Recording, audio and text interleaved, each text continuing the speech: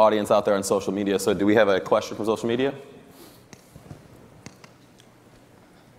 Alana Lee B. would like to know, what would you say to conservatives or those who claim conservatives are insensitive by fighting against safe spaces and trigger warnings? Fake news. She talked about Monica Lewinsky in the 90s. I mean, I think that we're trying to say in the about Monica Lewinsky in the 90s? She called her a narcissistic Looney Tune in the 90s, and that's a nasty thing to say about somebody. In a private conversation that came out recently. But private or public, that's still a nasty thing to say about somebody. No. First of all, it's actually not that nasty. Just to start, I just want to start right there. You think it's more nasty to call someone nasty than to call someone a narcissistic I just honestly want to try to stick to facts on this, which is that well, it is a fact that she said that. Private Go ahead, make your point, Kirsten. Hold on. She had a private conversation with one of her friends. So I just want to be clear that you are now telling me that women are not allowed to have a private conversation with a friend, which was never meant to be public. It became public because this friend's information went to a library, but it wasn't even necessarily meant to be public. But just to be clear, women are not allowed to have private conversation with their friends and talk about a woman who had an affair with her husband. I don't think this. No, that's not at all what I'm saying. That's what you're saying. Hold on, I'm saying, Kirsten. Hold on, Kirsten. Go ahead. Answer that now. What I'm saying, Kirsten, is this was a private conversation, but it's now become public, just like Donald Trump's leaked audio from 2005 has become public. It's the same thing. And you're seriously comparing that to the way he talks about Hillary Clinton? Absolutely. They're both things that were said in private that have become public. What's the difference between the two? So he can't talk, but she can in private?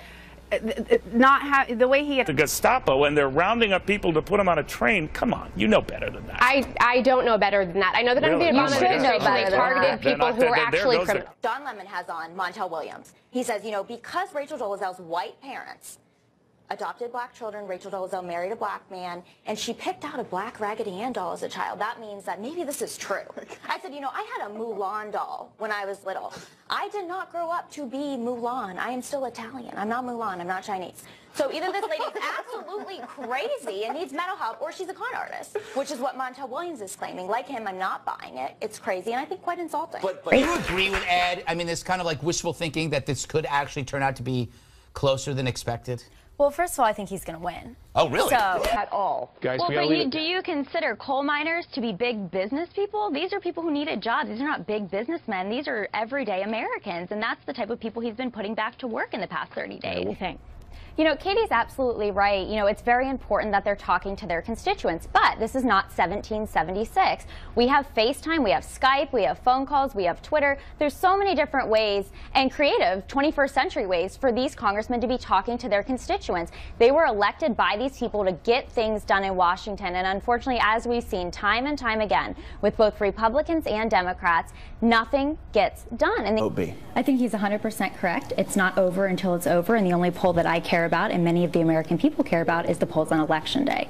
And yet his approval ratings are not great. surprise. Yeah. What do you make of that, though?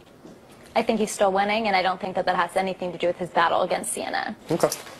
We are a nation of legal immigrants. We're a nation of legal immigrants. I mean, as our former President Barack Obama said himself about 10 years ago, people who come here illegally or people who hire people that come here illegally disrespect the rule of law of this country. We have to crack down on our borders. We have to continue to support legal immigrants and, you know, American-born citizens. These people are struggling to get jobs in a lot of cases, and, you know, we need to do what we need to do in order to protect our citizens and protect our legal immigrants.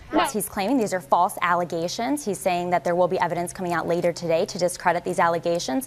And if that is the case, I think those are ugly words to make allegations against someone of sexual assault. This is a serious problem.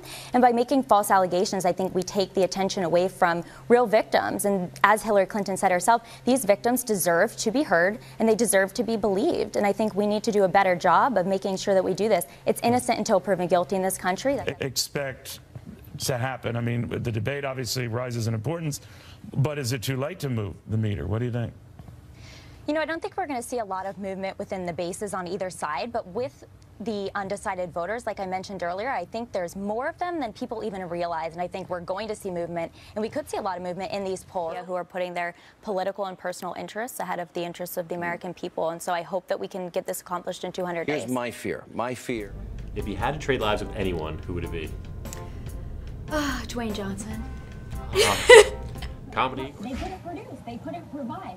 Now I understand people are still pushing for it. In the words of Drake, as this is a night about Hollywood, better late than never, but never late is better. So if it's repealed and replaced, that's great for Republicans. But I think it's something that Congress should have provided to our president before now, because they had 7 years to do it.